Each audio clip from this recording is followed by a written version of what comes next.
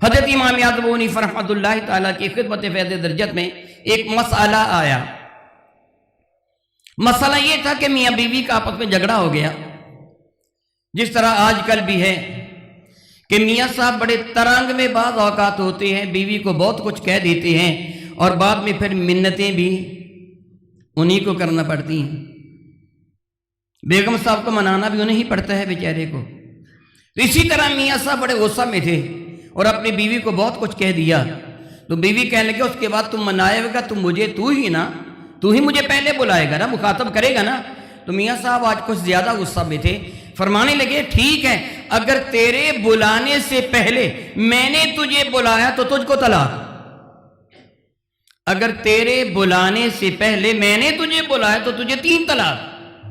تو بیگم صاحب ابھی کم غصے والی نہیں تھی، فرمانے لگی اچھا یہ بات ہے، تو پھر غور سے سن لے، اگر تیرے بلانے سے پہلے میں نے تجھے بلایا تو میرے سارے غلام آزاد۔ ایک آدھ دن میں غصہ ٹھنڈا ہو گیا، اب دونوں صلح کرنا چاہتے تھے مگر کرتا کون؟ بیگم صاحبہ صلح کرتی، سارے غلام آزاد۔ میاں صاحب اگر بلاتے تو پھر معاملہ گڑبڑ، گھر برباد۔ یہ مسئلہ مختلف علماء کے سامنے گیا اور انہوں نے یہی فتویٰ دیا، اب دونوں میں سے ایک تو ہوگا نا، یا غلام آزاد ہوں گے یا پھر اس کی بیوی آزاد ہو جائے گی، اس کو طلاق ہو جائے گی۔ تو یہ مسئلہ حضرت سیدنا امام اعظم ابو حنیفہ رحمۃ اللہ تعالیٰ کی خدمت فیض درجت میں پیش ہوا۔ آپ نے فرمایا سوال جو صحیح ہے وہ بتاؤ کیا کیا کر کے ہوا؟ خاوند نے بتایا حضور میں نے اس کو یہ کہا تھا کہ اگر میں تجھے تیرے بلانے سے پہلے میں تجھے بلاؤں تو تجھے 3 طلاق۔ اس کے بعد میری بیوی کہنے گی اچھا یہ بات ہے، پھر تو غور سے سن لے، اگر تیرے بلانے سے پہلے میں نے تجھے بلایا تو میرے سارے غلام آزاد۔ آپ فرمان گے جا کے بلا لے، کچھ نہیں ہوا۔ کیا بلا؟ جا کے اپنی بیوی کو بلا لے، کچھ نہیں ہوا۔ حضرت سفیان ثوری رضی اللہ تعالیٰ غصہ میں آ گئے، کہنے لگے کہ حضرت امام اعظم کو نعمان تم کیا کر رہے ہو؟ جس کو اللہ نے حرام قرار دیا تم حلال قرار دے رہے ہو۔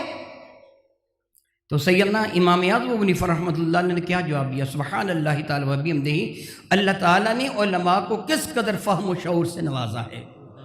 سیدنا امام اعظم فرمانے لگے غور کیجئے، جب بندے نے یہ جملہ کہا تھا کہ اگر میں تجھ کو تیرے بلانے سے پہلے بلاؤں تو تجھ کو 3 طلاق ہوگی، تو اب بندے کی اس شرط کی ابتدا ہو گئی جو اس نے شرط لگائی تھی کہ اگر میں تجھے پہلے بلاؤں تو کیا تجھے، اس کے بعد اسے کس نے بلایا؟ اس کی بیوی نے بلا لیا، اس کی شرط تو ختم ہو گئی، اس کی شرط تو اب بیوی کی باقی ہے نا، جب یہ بلائے گا بیوی کی بھی ختم ہو جائے گی۔ سفیان ثوری نے کھڑی ہو کر آپ کی پیشانی کو چوم کے کہا اللہ کی قسم نعمان بن ثابت، جو علم کے دروازے تجھ پہ کھولے جاتے کسی اور پر نہیں کھولے جاتے۔